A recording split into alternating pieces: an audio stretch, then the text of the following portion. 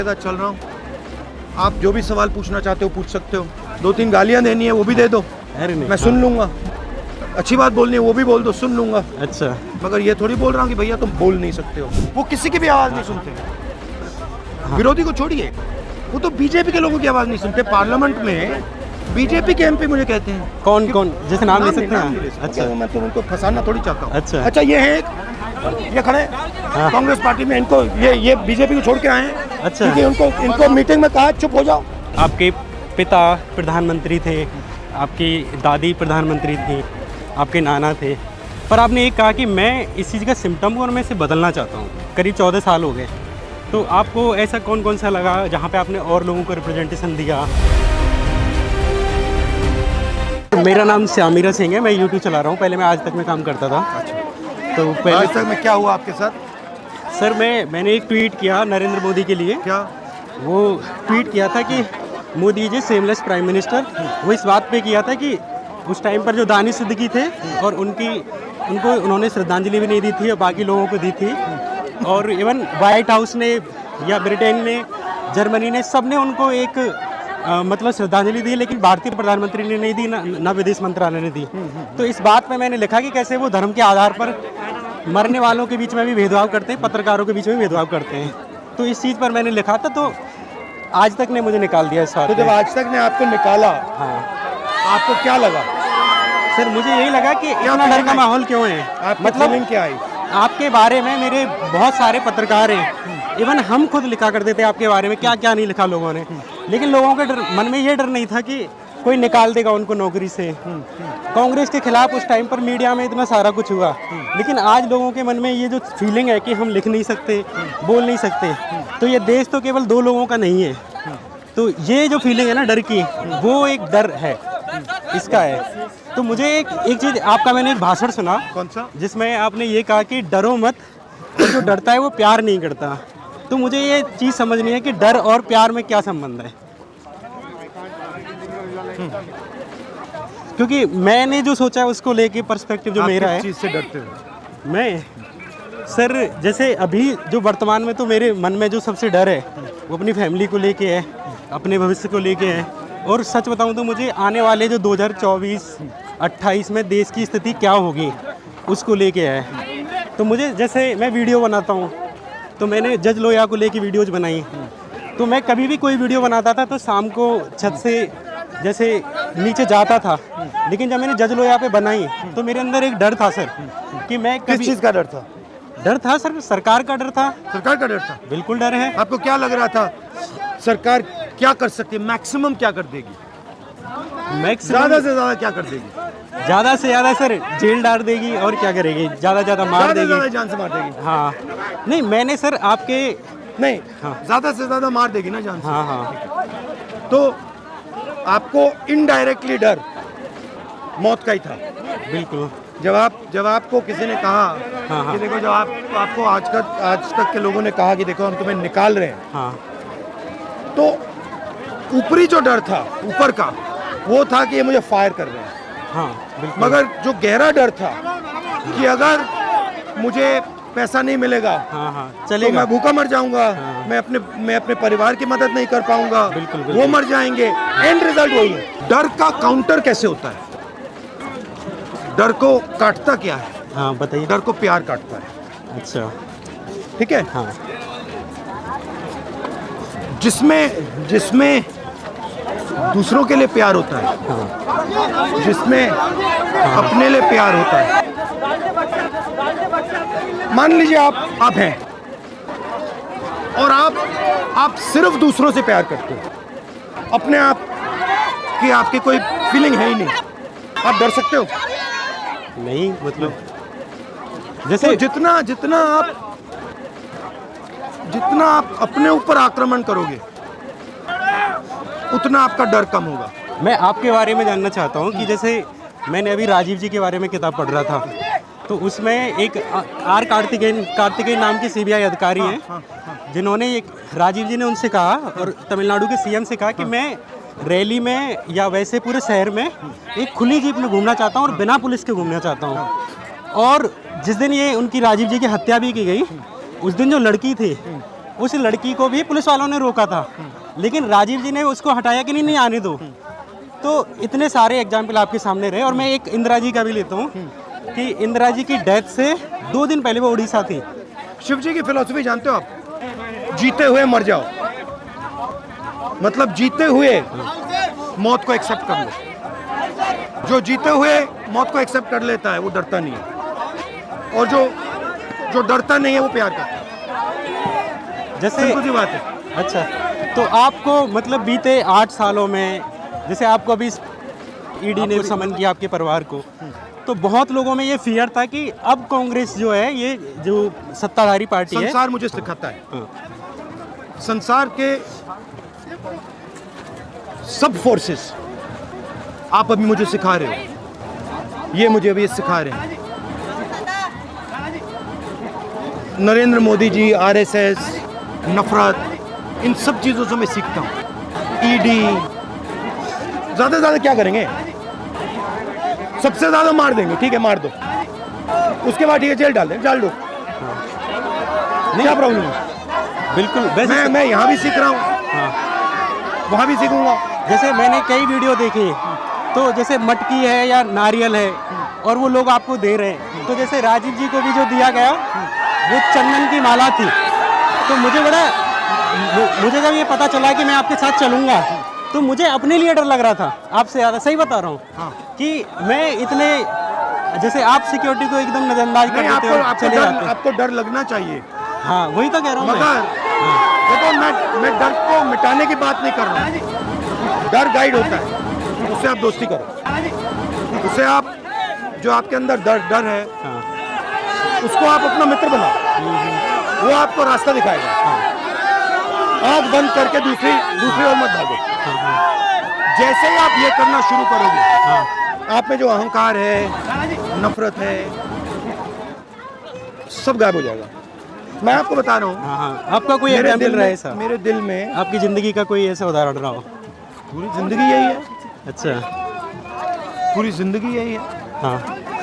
अगर व्यक्ति देखे ठीक से, तो हर एक व्यक्ति की जिंदगी यही तो है। हाँ हाँ। जैसे मैं एक और इसमें लेता हूँ, मान के चलिए कि आप मतलब कभी पावर में होते हैं, तो पत्रकारों को क्या श्योरिटी देंगे? जैसे मैंने बताया आपको कि मैं जज लोया पे वीडियो बनाई, सोहराबुद्दीन पे बनाई, हिरेन पांड्या पे मैं बनाई, आपके साथ चल रहा हूँ, तो मुझे डर लगा। मैं आपके साथ चल रहा हूँ। हाँ, आप जो भी सवाल पूछना चाहते हो पूछ सकते हो। क्या ये आगे भी मैंने रहेगा? आपको ये तो नहीं बोला ना कि भैया देखो इधर आओगे तो मेरे बारे में ये और ये नहीं पूछ सकते। हाँ, ये तो मैंने नहीं बोला कहा भैया गया। ब्लैंक स्लेट है, जो पूछना है पूछ लो। हाँ हाँ। 2-3 गालियाँ देनी है वो भी दे दो, अरे नहीं, मैं सुन लूँगा। अच्छी बात बोलनी है वो भी बोल दो, सुन लूँगा। मगर ये थोड़ी बोल रहा हूँ कि भैया तुम बोल नहीं सकते हो, हाँ। क्योंकि आपके मुंह में हिंदुस्तान की आवाज़ है। सिर्फ आपके नहीं, इन सब लोगों के मुंह से हिंदुस्तान की आवाज़ निकलती है। अच्छा, जैसे ईडी के बारे में आपको समन भेजा गया, तो आप कहते हैं कि जो डेमोक्रेटिक इंस्टीट्यूट्स थे पहले, भले हल्के थे, पतले थे, लेकिन जैसे भी थे उनको भी ख़त्म कर दिया गया। तो मेरा ये मन में एक बहुत बड़ी जिज्ञासा थी कि अगर आपकी सरकार आती है, आपके लोग आते हैं, तो ईडी सीबीआई को क्या आप स्वतंत्र करेंगे? ये कानून लेके आएंगे एक अलग से, ताकि बार बार जो सरकारें बार बार ईडी को दबाती हैं। मैं आपको सिंपल तरीके से समझा देता हूँ। जो हिंदुस्तान के इंस्टीट्यूशंस हैं वो किसी एक व्यक्ति के या किसी संगठन के नहीं हैं। हाँ हाँ बिल्कुल, वो हिंदुस्तान की जनता के हैं। इसका मतलब उनका काम जनता के इंटरेस्ट की रक्षा करने का है। बिल्कुल बिल्कुल। उनका काम किसी एक व्यक्ति को राजनीतिक फायदा पहुंचाना या किसी दूसरे व्यक्ति किसी संगठन को मदद करना नहीं है। और आज क्या हो रहा है कि हिंदुस्तान के सारे संगठन 2-3-4 व्यक्तियों के लिए काम कर रहे हैं। बिल्कुल। मैं और ये सिर्फ राजनीतिक बात नहीं है, बिजनेस में भी यही हो रहा है। अगर प्रधानमंत्री जी बीजेपी का कोई क्लोज बिजनेसमैन है तो ईडी का इस्तेमाल करके उसको फायदा पहुंचाया जाता है। इस पे जैसे अभी हसदेवरन का मामला बहुत चला, आपको मैंने एक जगह भाषण देते हुए देखा, आदिवासियों में भी और एक यूनिवर्सिटी में भी, शायद वो बाहर की थी, और आपने बड़ा स्ट्रॉन्ग कमिटमेंट वहाँ पे दिखाया और सीरियसली बहुत लोगों को वो अट्रैक्ट किया कि राहुल एक कमिटेड नेता हैं, आपके भाषण से ऐसा लगा। लेकिन बाद में जैसे राजस्थान सरकार की और छत्तीसगढ़ सरकार के द्वारा से पैक्ट होता है। मेरा एक सवाल था कि जैसे आपने कई बार कहा है कि ये पूंजीपतियों की सरकार है, उद्योगपतियों की सरकार है, यही ठेके कांग्रेस के टाइम पर भी दिए ही जाते थे, है ना? तरीका देखिए, हाँ, तरीका बिल्कुल अलग है। राजस्थान में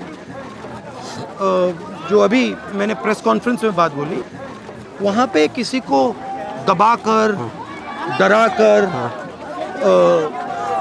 लोगों को परे करके नहीं किया जाए। तो एक ये है। दूसरी बात है कि हमारी पार्टी के अंदर, हमारी पार्टी में डिस्कशन चलता है। हमारी पार्टी में, हमारी डेमोक्रेटिक पार्टी, उसमें अलग अलग राय भी हैं। राजस्थान के चीफ मिनिस्टर की राय है, मेरी राय है, तो वो भी बात होती है। मेरी राय कभी कभी थोड़ी अलग होती है, उनकी राय थोड़ी अलग होती है। तो सर ये हसदेव अरण्य को लेके आपकी राय क्या है अभी? मैंने आज भाषण में बोला कि जो आदिवासी शब्द है उसका मतलब है हिंदुस्तान के ओरिजिनल मालिक, और आदिवासियों को, गरीबों को देश में हक मिलना चाहिए, जो उनका है वो उनको मिलना चाहिए। सर, ये एक पॉलिटिकल लड़ाई है। बिल्कुल बिल्कुल। मैं रेखा के इस तरफ नहीं, बिल्कुल मैं देख भी रहा हूँ। जैसे मुझ पर जब यूएपी लगाई गई, तो जो आपने कहा ना कि आपका डर कैसे ख़त्म होगा, डर के लिए कई बार साथ की ज़रूरत होती है, लोगों को आसपास देखते हैं। तो उनमें से आप एक नेता थे जिन्होंने इसके खिलाफ लिखा, यूएपी के खिलाफ, कि यूएपी नहीं होना चाहिए। तो मतलब ये तो मैं मानता हूँ कि आप रेखा के इधर खड़े हैं, ये मैं मानता हूँ, पर मेरा एक और है सर कि क्या आप अपने आप को सोशलिस्ट मानते हैं नेहरू की तरह, या आप एक सामान्य जो जैसे ढर्रा चल रहा है वही है? आपके आने के बाद नेहरू को ये टर्म दी जाती है। हाँ हाँ, ये सोशलिस्ट थे, किसी को कहा जाता है ये कैपिटलिस्ट है। मेरा एक ही इंटरेस्ट है, हिंदुस्तान की जो जनता है उनका फायदा करना, हाँ, और हिंदुस्तान में शांति, भाईचारा और हार्मनी का एटमॉस्फेयर क्रिएट करना। हाँ। नहीं, मैं हर सिचुएशन को देखकर, उसके बारे में सोच समझकर मैं डिसीजन लेता हूँ। नहीं, मैंने ये देखा है। ये कहना कि भैया ये अच्छा इस बॉक्स में बैठा है, अच्छा, मैं किसी बॉक्स में नहीं हूँ। मैं सिचुएशन को देखता हूँ, सिचुएशन को गहराई से समझने की कोशिश करता हूँ और फिर निर्णय लेता हूँ। मेरा ये सवाल है सर कि क्या आने वाले भविष्य में राहुल के नेतृत्व में लोग या जनता या यूथ ये इमेजिन कर सकते हैं कि राहुल अगर आएंगे तो मुफ्त शिक्षा पे बात होगी, मुफ्त हेल्थ पे बात होगी, ट्रांसपोर्टेशन पे बात होगी? जैसे ये आप बोल रहे हो ना, राहुल आएंगे, ये एक व्यक्ति नहीं आएगा, एक सोच आएगी, ठीक है? हाँ हाँ, जनता की एक आवाज उठ के आएगी। जिस आवाज के साथ मैं खड़ा हूँ वो आवाज शिक्षा, स्वास्थ्य और इक्वालिटी की बात करती है। बिल्कुल। तो मेरी थिंकिंग है। तो आप इसमें बिलीव करते हैं कि हाँ? जी, आप सवाल पूछते हैं फिर इंटरप्ट कर जाते हैं। तो आपने कहा ना डरो मत। डरो मत। चलो करो, बोलो, पूछो। मैं यही कह रहा था कि क्या आप इसमें बिलीव करते हैं कि राहुल के नेतृत्व में इकोनॉमी में जो है उसके जो जैसे अभी तो नहीं, जनता, कांग्रेस जनता, अच्छा, जनता की आवाज हाँ, का नेतृत्व। अच्छा, हमारा काम आवाज को सुनने का है, हमारा काम जनता से गले लगने का है, चाहे वो कोई भी हो। बिल्कुल। और उसकी जो आवाज है, उस आवाज का प्रयोग करके हिंदुस्तान को आगे ले जाने का। बिल्कुल। मेरी प्रॉब्लम आरएसएस से क्या है बताइए। मेरी प्रॉब्लम है कि वो किसी की सुनते ही नहीं है। उन्होंने, उनकी माइंड में उनको सब कुछ मालूम है, उनको खेती के बारे में मालूम है, उनको मजदूरी के बारे में मालूम है, मजदूरी कभी की नहीं है मगर सब मालूम है। तो मेरा कहना है, देखिए, खेती की बात करनी है तो किसान से जाके बात कीजिए, उसकी बात सुनिए, बता देगा आप। तो वो हिंदुस्तान की आवाज़ की रिस्पेक्ट नहीं करते हैं। ये मेरा उनके साथ प्रॉब्लम है। मैं गलत फहमी में मत आइए, मैं उनसे नफरत नहीं करता, मैं उनसे राजनीतिक लड़ाई लड़ता हूँ। मेरे दिल में हर जीव के लिए करुणा है, उनके लिए भी। मैं मोदी जी से नफरत नहीं करता हूँ, मगर मैं उनके खिलाफ राजनीतिक लड़ाई ज़रूर लड़ूंगा। सर मेरा एक और सवाल है इसी में, आपने जैसे कहा कि आपकी नफरत नहीं है, आपके उनके जो लॉज हैं या जो जिस तरीके से वो लागू करते हैं, जैसे CA NRC लाए या किसान आंदोलन लेके आए, तो जो विरोधी आवाज़ थी, चाहे वो किसान थे चाहे मुस्लिम थे, उन्होंने अगर बात रखी तो उनको जेलों में डाल दिया गया। विरोधी तो आवाज़ नहीं, यहाँ पे नहीं, हाँ, वो किसी की भी आवाज़ नहीं सुनते। विरोधी को छोड़िए, वो तो बीजेपी के लोगों की आवाज़ नहीं सुनते। पार्लियामेंट में बीजेपी के MP मुझे कहते हैं, कौन कौन जैसे नाम ले सकते नाम नहीं ले हैं? सकते। अच्छा, मैं तो उनको फंसाना थोड़ी चाहता हूँ। अच्छा। ये है एक, ये खड़े कांग्रेस पार्टी में, इनको ये बीजेपी को छोड़ के आए हैं। अच्छा। क्योंकि इनको मीटिंग में कहा चुप हो जाओ, तो इनका नाम तो दे सकता हूँ। अच्छा, मगर ऐसे बहुत सारे बीजेपी में बैठे हैं और वो कहते हैं कि भाई हमें हमारी बात ही नहीं सुनता कोई। तो बिल्कुल सेंट्रलाइज तरीके से बिना किसी के सुने, और इसके बहुत उदाहरण हैं। नोटबंदी, GST, कोरोना के समय जो किया गया, चाइना के साथ जो हो रहा है, ये सब उसके उदाहरण हैं। आप सेना की बात नहीं सुनते हो, आप सेना की रिस्पेक्ट नहीं करते हो, जो आपको लगता है आप करवा देते हो। तो ऐसे देश नहीं चल सकता। आपको ऐसे कौन से पिछले 8 साल से आप विपक्ष में, आपको ऐसे कौन से फैसले लगे या ऐसी कौन सी सिचुएशंस थी जिनको आप होते तो अच्छे से हैंडल करते? मतलब ऐसी 3-4 सिचुएशन आप बता सकते हैं? नहीं, देखिए, ये मैं होता की बात नहीं है, जनता की आवाज़ सुनने की बात है। आप अगर हिंदुस्तान के किसी भी नागरिक, सबसे बड़े उद्योगपतियों को छोड़ के, अगर मोदी जी चले जाते और कहते भैया बात बताओ, सीक्रेट में चले जाते और कहते भैया बात बताओ, मैं सोच रहा हूँ कि मैं नोटबंदी कर दूँ, आपको क्या लगेगा? क्या लगता है, फ़ायदा होगा नुकसान? 99% लोग हाथ जोड़ देते, कहते भैया ऐसा मत करिए, हम छोटा बिजनेस चलाते हैं, हमारा कैश फ्लो सब खत्म हो जाएगा, हम बर्बाद हो जाएंगे। किसान कहते भैया ये मत कीजिए, हमने घर में थोड़ा पैसा रख रखा है, वो सब बर्बाद हो जाएगा। ठीक है, यही बात GST की है, यही बात कोरोना के समय जैसे हम अभी चल रहे हैं। किसी ने मुझे कहा कि देखो इतना लंबा सफ़र करने, कोई लंबा सफ़र नहीं है। हिंदुस्तान के हर मजदूर ने इस लंबा सफ़र किया है कोरोना के समय। अगर प्रधानमंत्री 2 मिनट आँख खोल देते और देख लेते कि भैया हो क्या रहा है, तो कोई प्रॉब्लम नहीं। तो ये जो देश है जिसको हम भारत माता कहते हैं, इसकी एक आवाज़ है और वो बहुत गहरी आवाज़ है। अच्छा सर, मैंने आपका एक तो उसको मिलेगा तो उस आवाज़ को सुनना हमारे प्रधानमंत्री, हमारे नेताओं का फर्ज है सर। जैसे जिम्मेदारी। हाँ 2008 का एक मैंने आपका स्पीच सुना था देहरादून का, उसमें आप कह रहे हैं कि जो जैसे आप यहाँ आज हैं वो आप अपनी फैमिली की विरासत से हैं, है ना, और आपके पिता प्रधानमंत्री थे, आपकी दादी प्रधानमंत्री थी, है ना, आपके नाना थे, पर आपने एक कहा कि मैं इस चीज़ का सिम्टम हूँ और मैं इसे बदलना चाहता हूँ। तो पिछले 8 से जैसे अभी 16 करीब 14 साल हो गए, तो आपको ऐसा कौन कौन सा लगा जहाँ पे आपने और लोगों को रिप्रेजेंटेशन दिया? ये आप देखने क्या हो रहा है? नहीं, मैं आपके मुँह से चाहता हूँ कि आप देखिए क्या हो रहा है। और मेरी कोशिश रही है, देखिए मैं, आप परिवार की बात कर रहे हो, बट परिवार की एक सोच है, एक आइडियोलॉजी है, उस आइडियोलॉजी की सोच की हम रक्षा करते हैं, उसको हम डिफेंड करते हैं। उसको हमारे परिवार ने अंग्रेज़ों के खिलाफ डिफेंड किया और बाद में हिंदुस्तान के गरीब लोगों की मदद करने के लिए किया। तो वो जो है, जो मेरी विचारधारा है, उसके लिए तो मैं लड़ूंगा ही लड़ूंगा। अच्छा। चाहे कुछ भी हो जाए, उस पर मैं कोई कॉम्प्रोमाइज़ नहीं कर सकता। अच्छा, तो सर एक और मतलब ऐसे लोगों में, जैसे एक यूथ की बता रहा हूँ मैं, आमतौर पे बहुत सारे जो बुजुर्ग हैं कांग्रेस से सिंपैथी रखते हैं क्योंकि उन्होंने कांग्रेस का वक्त देखा है, लेकिन यूथ जो जैसे इंटरनेट के दौर में जो बढ़े आगे, उनको एक चीज़ बड़ी खलती है कि कांग्रेस के जो विधायक हैं, जो सांसद हैं जिनको लोग चुन के भेजते हैं, वो कई बार इतने कच्चे कैसे निकल जाते हैं कि वो तुरंत ही मतलब भाजपा की तरफ चले जाते हैं। तो मेरा सवाल ये है कि राहुल गांधी कांग्रेस के विधायकों के प्रति, पार्टी के प्रति जो विश्वास है उसको रिबिल्ड कैसे करेंगे? देखिए, विश्वास की बात नहीं है। यहाँ पे हो क्या रहा है,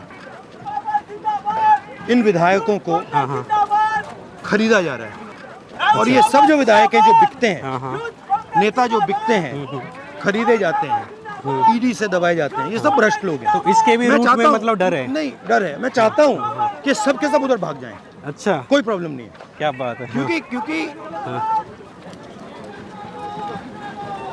ये आप विधायकों की बात कर रहे हो, हाँ, कांग्रेस कैसे भरोसा दे? हाँ, हाँ, अरे भाई, अगर कोई करप्ट है, भ्रष्ट है, हाँ। उसको आप 10 करोड़ रुपए, 20 करोड़ रुपए से खरीद सकते हो, हाँ। ले लो उसको। अच्छा। हमें नहीं चाहिए, तो आपको- हमें साफ सुथरे नए लोग चाहिए, बाकी लोगों की बात करनी। अच्छा, thank you लगा so आपसे much, sir. मिलकर, Thank thank you you very so much, much. Thank you. Nice to meet you. Thank you sir. Hello hello hello. नहीं, अरे ऐसे मत करिए, ऐसे मत करिए भैया, भैया ऐसे मत करो। चलना है प्यार से चलो, धकेलना नहीं है, जिसको लाना है एक एक करके ले आओ। हेलो बेटा। सर, आपको आपकी अगली भारत जोड़ो यात्रा के लिए बहुत बहुत शुभकामनाएं और संपूर्ण महाराष्ट्र की ओर से